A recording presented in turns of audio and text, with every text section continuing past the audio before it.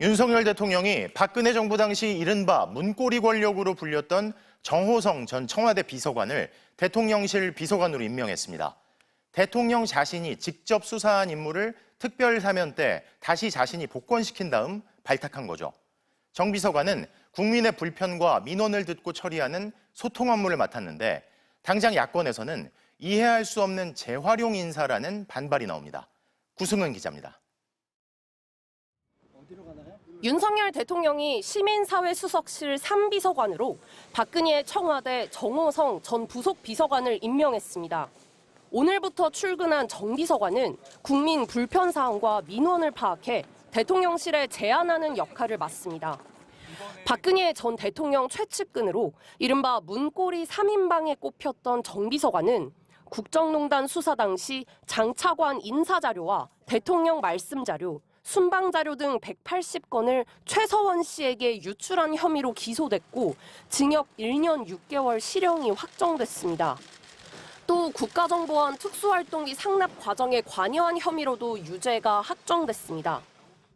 태블릿 PC에 들어있는 문건들을 정호성 씨가 자기가 보낸 게 맞다. 자기가 최서원 씨한테 보낸 게 맞다라고 해서 국정농단 특별검사 수사팀장으로 정 비서관을 직접 수사했던 윤석열 대통령은 취임 뒤 특별 사면에서 이미 형기를 마친 정 비서관을 복권했습니다. 문건 유출과 특활비 상납 등 비리 전력자를 직접 수사했다 사면하고 발탁까지 한 겁니다. 대통령실 고위 관계자는 워낙 반듯한 사람인데 일을 하다 보니 그렇게 된 거 아니겠냐고 두둔하며 업무 능력이 뛰어나 손톱 및 가시 뽑기, 즉 민원 업무 적임자로 봤다고 설명했습니다. 야권은 일제히 이해할 수 없는 재활용 인사라고 비판했습니다.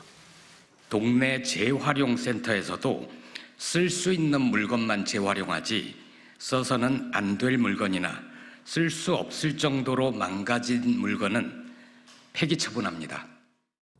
수사를 하다 보니 장점을 보게 된 것이냐, 경험자를 발탁해 자신의 탄핵에 대비하려는 것이냐는 비아냥도 나왔습니다.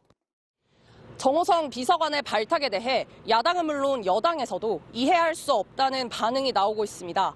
대통령실은 이번 인선에 대해 박근혜 전 대통령의 요청이나 정무적 고려는 없었다고 선을 그었습니다. MBC 뉴스 구승입니다.